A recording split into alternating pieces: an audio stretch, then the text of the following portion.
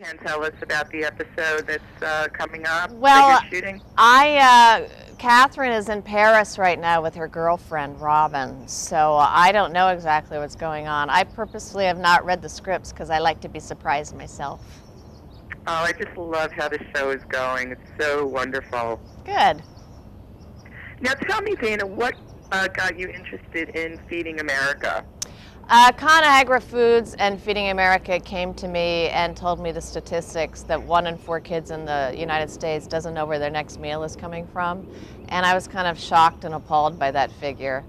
And I just thought, well, we do so much to help other countries, why not help the kids in our own country? So that's why I got involved. Yes, it's such a wonderful cause. When you were a little girl, did you sort of volunteer for UNICEF and go around and try to collect money? I did. I had those little cans at Halloween time, yeah. How much money do you think you raised back then? Maybe $5. If I was lucky. But what's interesting about this campaign is that you're actually asking neighborhoods to sort of rally around. So tell me about that. Well, I think it's something that actually is solvable in our country if everybody chips in, and it's just getting the word out. Here on Wisteria Lane, we're going to start with our own neighborhood rally.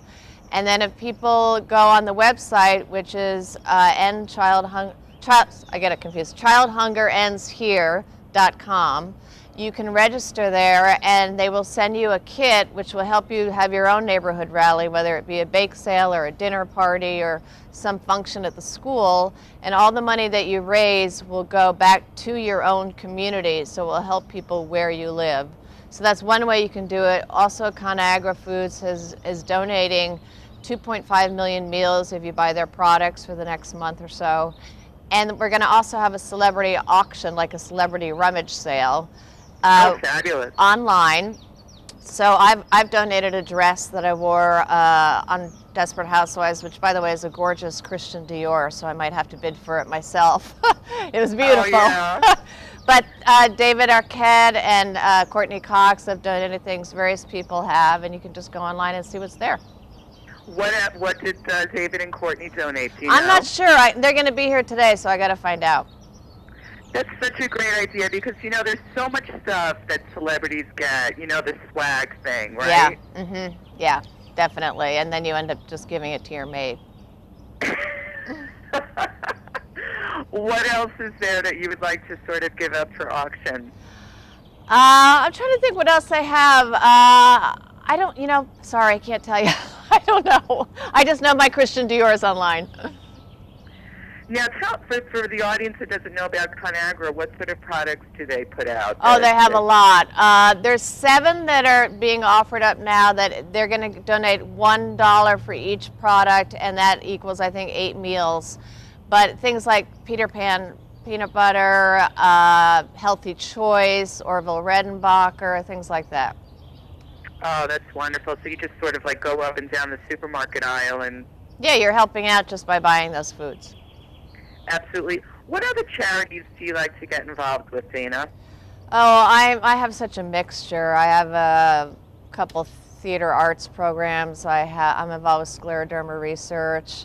I'm involved with, not always favorable, I'm involved with abortion rights. I've got quite a few. I've thought about this recently about why I'm involved with so many causes, and I think possibly because I don't have kids, that these have become my children. Mm-hmm. And especially now with this Feeding America campaign, that makes plenty of sense for you to get involved. Yeah, it's just kind of shocking, and it's only going to get worse with our economy. Last year, Feeding America fed 14 million children, and that was up 50% from the year before, and they think it's going to be even worse this year. Oh, my goodness. Would you consider actually making a trip to, say, Africa, to see what's happening there for these children that can be helped? Well, right now I'm concentrating on America. It's one of those things where it's great that we do so much for other countries, but why not, charity starts at home. And it does affect all of us, because if a kid, I know what I'm like when I'm hungry, I get cranky and I can't remember any of my lines. So you can imagine a kid in school who's learning, he's going to have trouble learning things, and he's going to have trouble physically with the way he develops. And that's our future. That's all of our future, because that's the future of America. So when you say that this is something that's helping you out because you don't have your own children, do you ever think about adopting someday? No, I think this is enough. Now, I just saw you on Castle, maybe it was a couple of weeks ago. What a fantastic episode that was. Yeah, I had no idea how popular that show is becoming, because a lot of my friends, sort of have come out of the closet, as it were, and said to me, I'm a huge Castle fan, and I didn't even know. I just went on because Nathan Fillion is a friend of mine.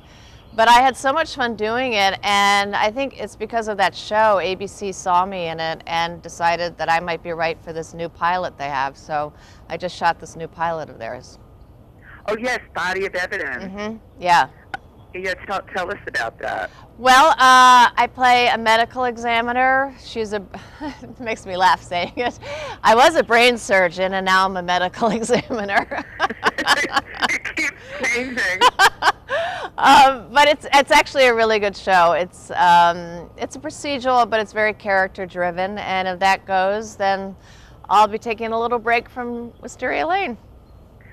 Why do you think they changed her to a medical examiner from a brain surgeon? Well, actually what happens is she was a very successful brain surgeon, and then very driven, and then she has a car accident and her hands start to shake, and so she can't operate anymore. So she has a line in the script where she says, you can't kill somebody if they're already dead.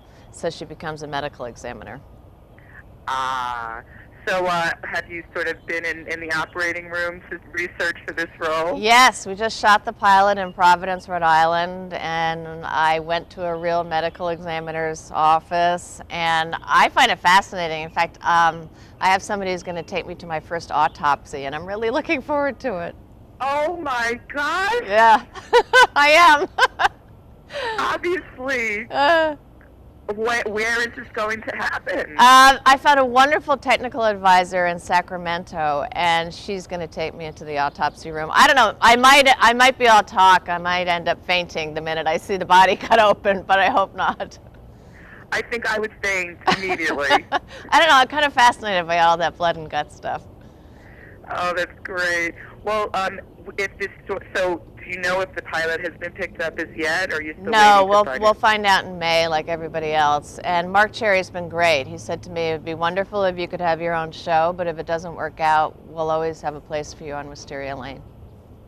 And then you never know, you could have guest stars from Desperate Housewives, Yeah. Body of Evidence. It's all part of the ABC family. Absolutely. And this film you have, Camp Hope, tell me about that.